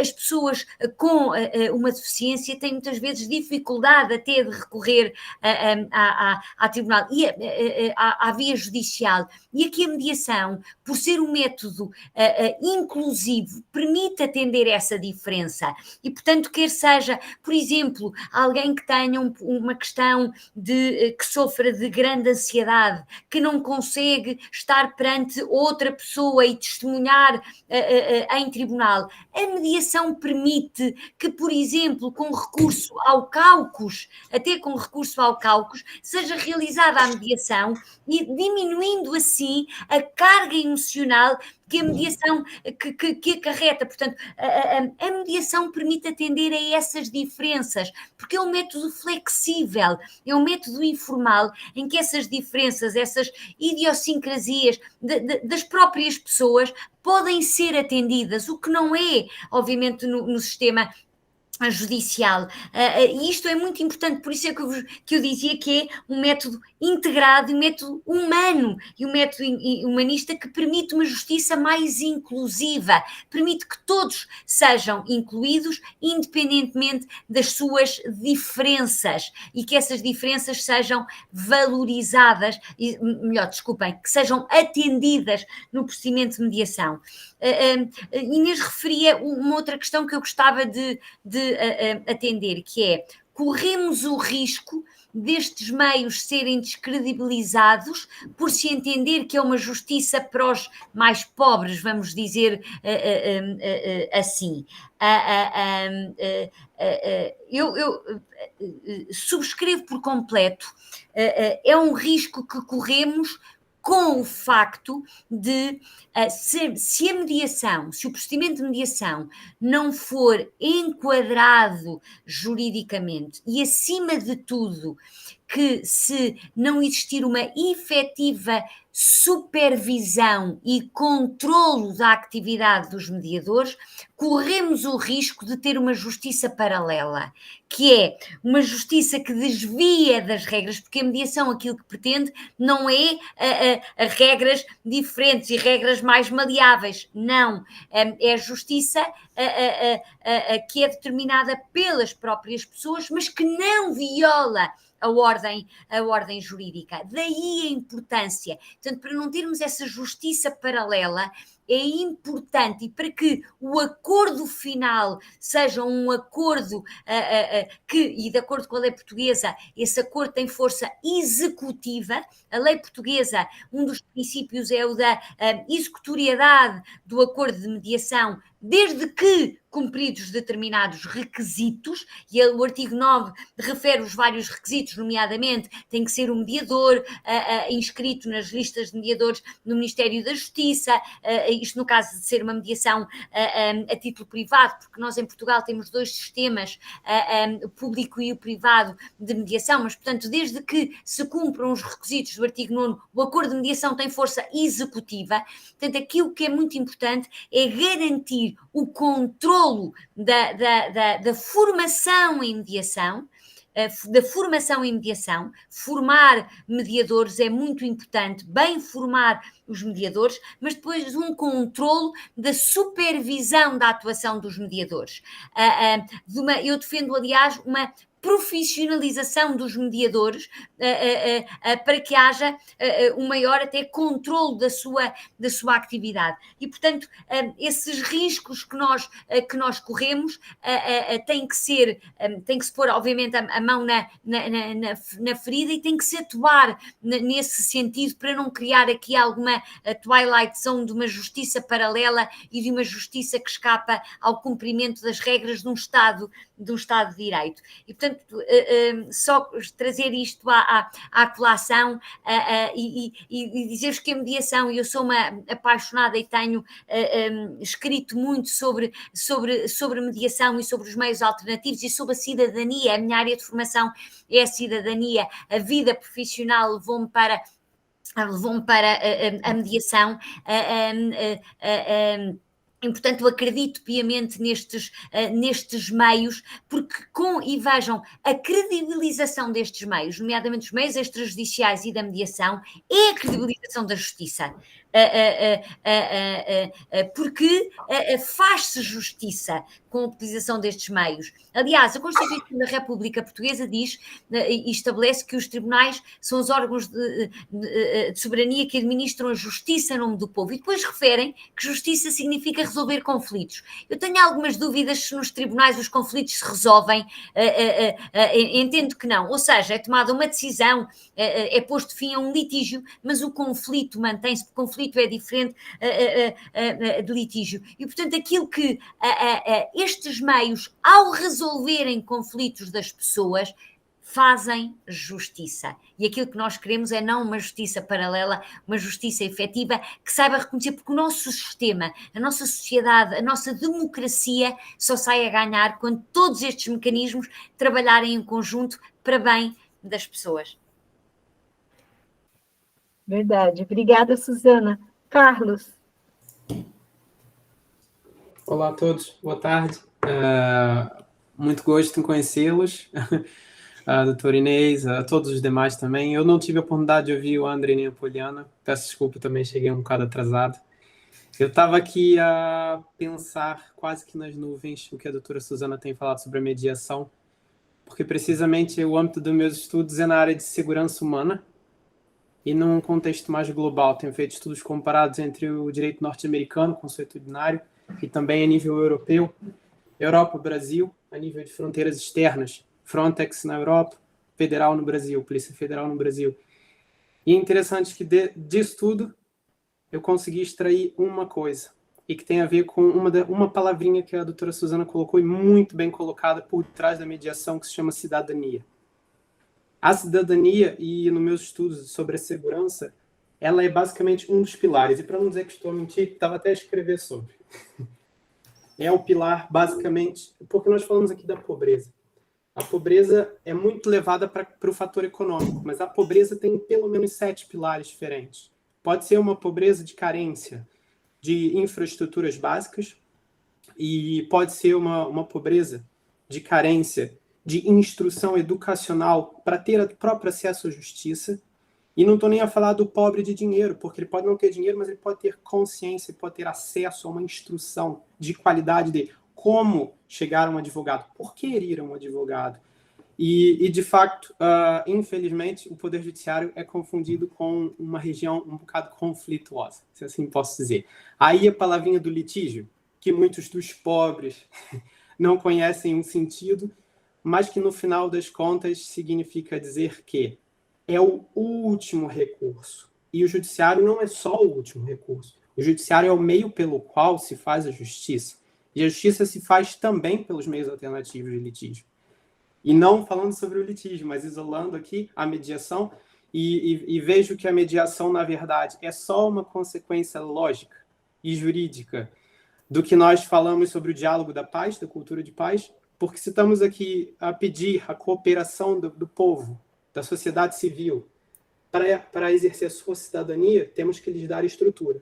Eu não posso explicar a um brasileiro que vive sob o regime de uma milícia que o juiz vai lhe dar algum direito, porque não faz sentido uma ordem judicial dentro da favela. Um traficante com um fuzil vai apontar a arma na cabeça da esposa dele e vai falar: ah, a sua esposa tem guarda dos filhos? Agora não tem mais. Quem foi que falou isso? E assim, a efetividade toda da justiça é jogada por terra abaixo. Portanto, acho que e o meu estudo na área de segurança me explica e me ensina muito disso. Tive a ver estudos na África subsaariana, que tem relações de conflitos em que os estados são literalmente falidos, e a nível institucional não há estrutura nenhuma que se possa defender, nem do ponto de vista jurídico, nem dos outros, executivo, legislativo, quiçá. Mas eu gostaria de trazer-vos essa sementinha, porque a parte da segurança, e eu estudo muito isso no direito à segurança, e lá voltando à Convenção Europeia dos Direitos Humanos, como bem colocado pela doutora Suzana, assim como os demais diplomas internacionais a nível das Nações Unidas, ao Brasil a impactar a Convenção Americana dos Direitos Humanos, todas elas falam nos seus artigos iniciais, lá o 5º ou 6º, e que dizem, e até tem aqui, todos os seres humanos têm direito à liberdade e à segurança. Essa segurança não é só um policial na porta da sua casa com um revólver. Essa segurança é a segurança de que você vai poder sair de casa e se você tiver qualquer situação que lhe restrinja o exercício dos seus direitos, aqueles fundamentais, como bem colocado pelo Dr. Giovanni, essa segurança vai lhe garantir a paz de espírito de tenho os recursos suficientes e eficazes, como colocado no desenvolvimento sustentável, para me garantir esse direito. Então, dali tá. No Brasil, os meus estudos, e tive muitos bons resultados, que são no sentido da instrução. O nosso povo precisa de ser instruído. Para cima de tudo, é a cidadania. A cidadania começa com a educação. Se o nosso povo não tem instrução de como acessar as instituições, eles vão falar exatamente como o doutor Giovanni bem colocou. Vou meter um processo nessa senhora. Ela está acabando comigo, eu vou meter-lhe um processo. Por quê? Porque quando ele sai de casa, ele vê que ele vai a uma loja e compra uma televisão. O direito do consumidor pode ou não ser aplicado. E se a pessoa do balcão vira para ele, olha, não tem garantia. Então ele vai virar as costas e vai para casa. E ele vai falar com a esposa, e a esposa fala, mete um processo neles. Isso aí resolve rapidinho. Só que as coisas não são resolvidas assim. As coisas têm que se voltar ao patamar do diálogo, da cooperação, precisamente. E a nível institucional, o maior dever aí do Estado está na instrução da população, da sociedade civil. Dar ferramentas para que nós, como profissionais do direito, precisamente, dentro do judiciário, numa cultura de paz, consigamos passar, instruir as pessoas. Os clientes que chegam no escritório do Dr. Giovanni e falam, vou meter um processo, você fala, olha, para aí, sem conflitos. O que você precisa? Eu só quero ter isso. Então vamos conversar sobre. Quando a gente começa a falar sobre a palavra conversar, que é o diálogo, e aí sim a gente entra na mediação.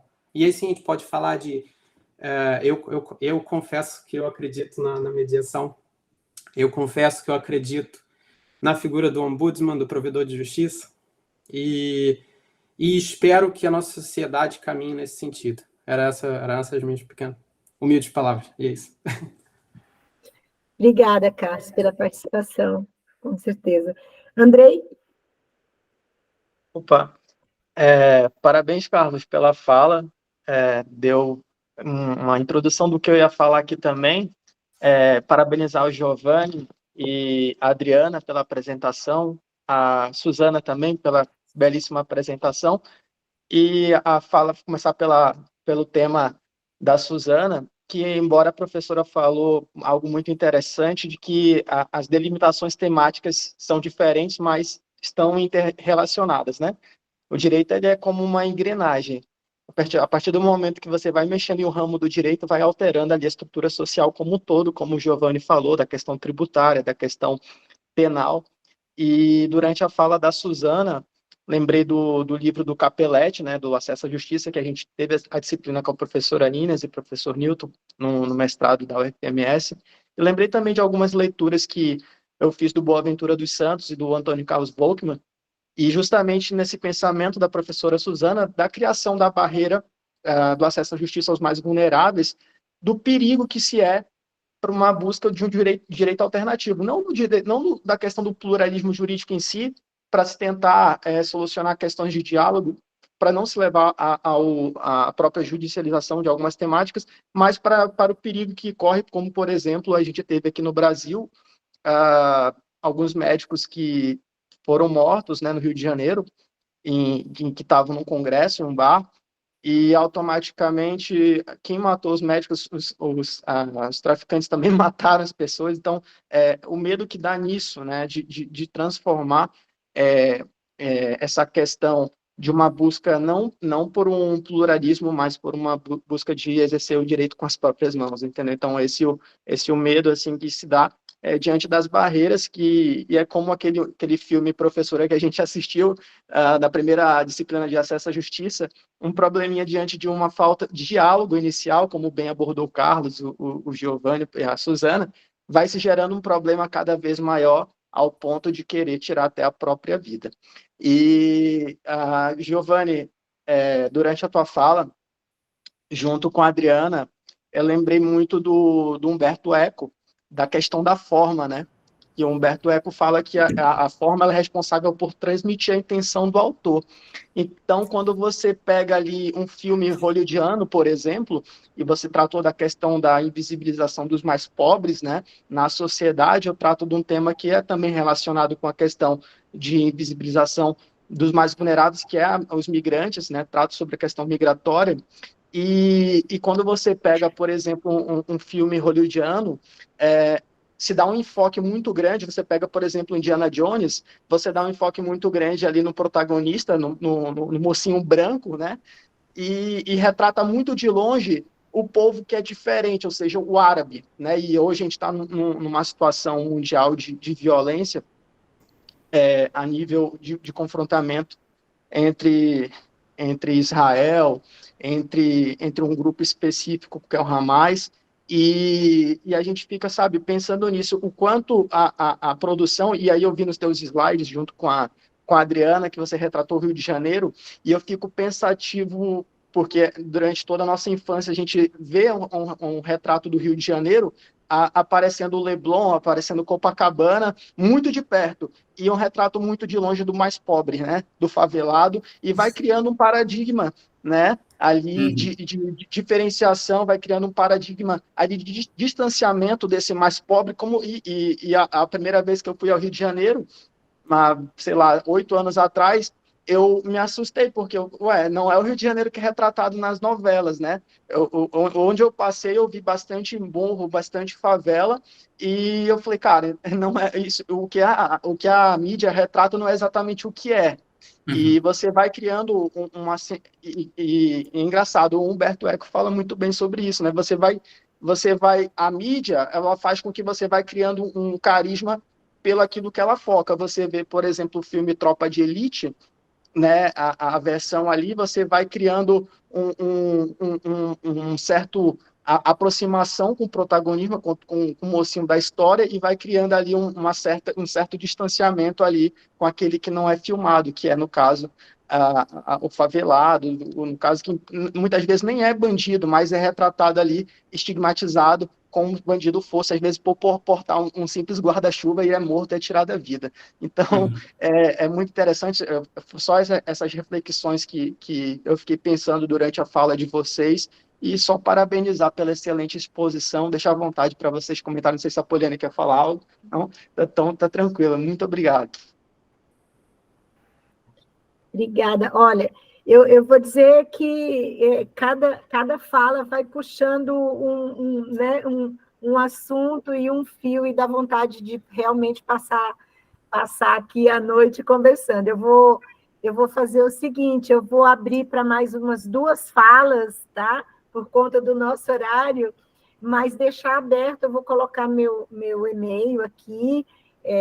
Quero muito conversar com Suzana e Giovanni, acho que podemos trabalhar aqui alguma disciplina, e os demais que participaram desse GT podem acompanhar, né? O Carlos, o Andrei já está perto de mim, o Aldo também, que não ligou a câmera, mas eu sei que ele está assistindo, né? Aí entrou o Rodrigo, Annelise, né? A Adriana, que já estava apresentando, Natália e Carla.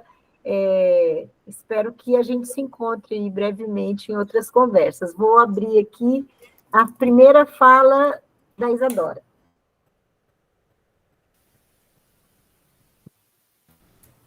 Está desligado o microfone, Isadora.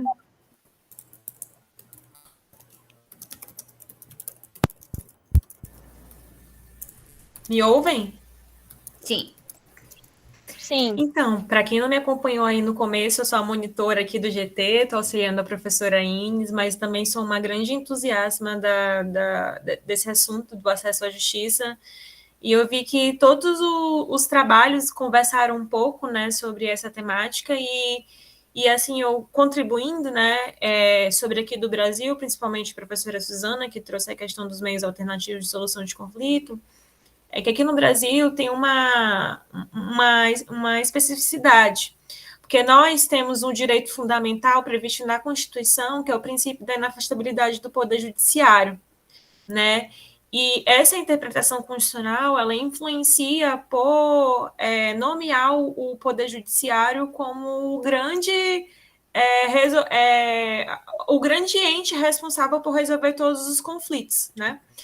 E aí, traduzindo para isso, gerou uma grande superlotação de processos no Poder Judiciário, que hoje, até hoje, na verdade, apesar da criação da lei de mediação, que a gente tem aqui uma lei de mediação desde 2016, que fala sobre a questão da capacitação de mediadores, diz que pode ser exercida por qualquer pessoa de forma externa ao Poder Judiciário, mas ainda assim o Poder Judiciário, por meio do CPC, incluiu a conciliação, não a mediação, mas a conciliação como um meio alternativo de solução do conflito, mas acontecendo dentro do próprio Judiciário, tomando mais uma vez essa iniciativa e essa responsabilidade, né, como se fosse uma responsabilidade derivada da atividade jurisdicional.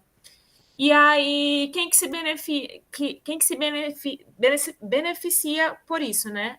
No relatório de Justiça em Números, que é um relatório emitido pelo nosso Conselho Nacional de Justiça anualmente, diz que os grandes litigantes aqui do Brasil, na verdade, são as empresas, em sua grande maioria, o próprio Estado e também os bancos, né? Então, assim, em relação, já conversando aí com a pesquisa do professor Giovanni, a gente pode ver que a questão de, por exemplo, recursos de demandas repetitivas, né, que são processos que são resolvidos por uma decisão e aplicados nas demais, a gente verifica logo a questão que o pobre, ele fica prejudicado de início no acesso à justiça. Primeiro, quem se beneficia? O Estado, né? Porque em razão da grande lentidão, ele não precisa dar uma contraprestação rápida, porque através da demanda, a demanda ela tem uma demora processual que já beneficia automaticamente quem é o réu, né? E em relação aos bancos, por exemplo, a gente sabe que eles têm um grande poder jurídico para patrocinar um advogado com uma capacidade de entrar com recursos infinitos para poder postergar mais ainda esse processo, enquanto que aquela pessoa que está com, por exemplo, um processo só para atualizar os juros da conta, desde 1900, está ali com um processo que ainda não foi julgado, porque do outro lado tem alguém com uma capacidade jurídica de contratar um escritório que possa continuar ingressando ou postergando ainda mais essa tutela jurisdicional. Então, assim, para contribuir com a discussão, eu venho dar essa análise, porque, inclusive, tem a pesquisa que ainda hoje é utilizada, né, que é a pesquisa do acesso à justiça iniciada por Mauro Cappelletti e Brian Garr, em 1990, que hoje em dia que se chama World Project Justice, né, e até hoje diz que o Brasil está em 83º lugar em um sistema jurídico confiável, né? E aí eu venho trazer. Também tem pesquisas no sentido de conectar o IDH com o processo judicial no país, né? Já tem várias pesquisas dizendo que quanto mais o IDH é baixo, é possível verificar que o sistema jurídico no país ele não é confiável. E que quanto mais o sistema jurídico ele é confiável, eu digo sistema, não poder judiciário, porque aí quando a gente fala sistema, a gente vem incluir todas as formas de resolução de conflito, né? E não só as formas de resolução, mas também como os agentes que é dividida a responsabilidade, né? Para resolver, também o IDH é alto. E aí, consequentemente, os conflitos são solucionados, né? Então, assim, é só para contribuir mesmo, porque eu ainda estou nessa fase de pesquisa, então estou colhendo vários dados para depois conseguir publicar a minha tese, que também é nesse sentido do acesso à justiça para os vulneráveis, e é em relação aqui ao Poder Judiciário do Maranhão, que aí o acesso à justiça está passando por uma nova fase, né, que alguns autores chamam de quinta dimensão do acesso à justiça, que é a inclusão das tecnologias. Então, o que gera ainda mais a exclusão social, principalmente num país tão pobre e num recorte mais, assim, num recorte menor ainda, que é o estado do Maranhão, que possui um dos menores índices de DH aqui do Brasil. Então, assim, enquanto a justiça já está querendo cumprir com as ODS, né, que eu concordo que tem que cumprir, porque o Brasil também faz parte da Agenda 2030, mas enquanto a gente está tentando ter um país justo, inclusivo, tem outras pessoas que não têm acesso nem a esgoto, nem a comida, e que dirá a internet, né?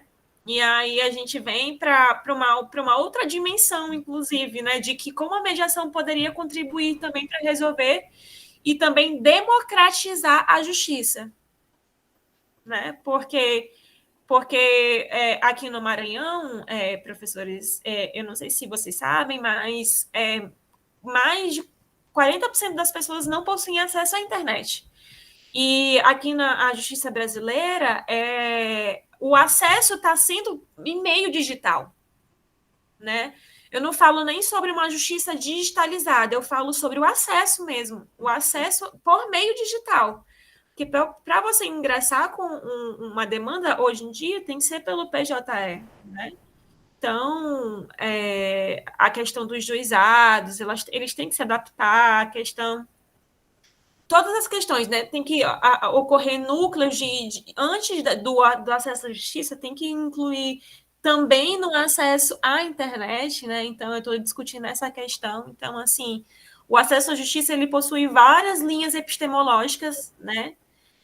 Inclusive a linha de igualar o princípio do acesso à justiça aqui no Brasil, que é muito comum, professora, o acesso a uma ação, né, é só um dos vieses do acesso à justiça, né, que já era defendido por Mauro Capelletti há muito tempo.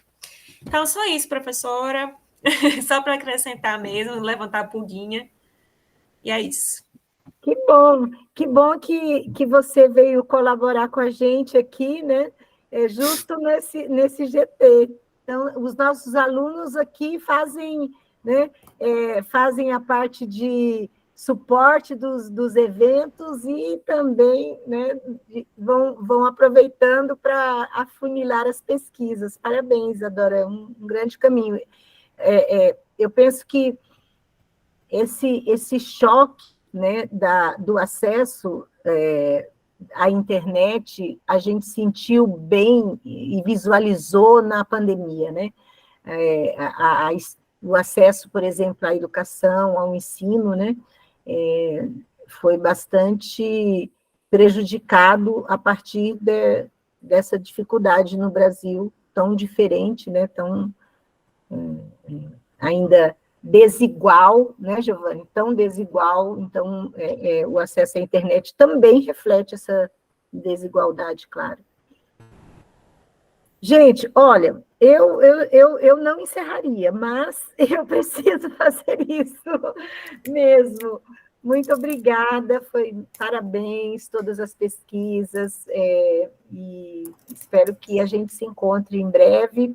Espero que vocês mandem os artigos completos para que nós possamos publicar o nosso... Obrigada, Aldo, para que nós possamos publicar, né, o e-book, e depois vamos aí ter as pesquisas todas disponíveis para acesso e para consulta. Parabéns a todos e muito obrigada. Doutora Inês. Sim. Eu amanhã vou participar como expositor no GT9. Não sei se é válido para os senhores, se quiserem ouvir um pouco mais sobre direito à segurança, o conceito de segurança humana dentro da cultura de paz, fica a dica. Vou estar você está no GT da Carla Dolezel? Corretamente. Sim, da doutora Carla e do doutor Alex Pires, sim. Que ótimo. Okay? Se tiverem oportunidade, vou ter muito gosto. Tá certo. E obrigado pelo material de hoje, foi muito, muito enriquecedor. Obrigada. Obrigada, Isadora, pelo suporte. Eu fiz uma foto nossa, tá? Tchau. Um abraço a todos. Abraço. Tchau.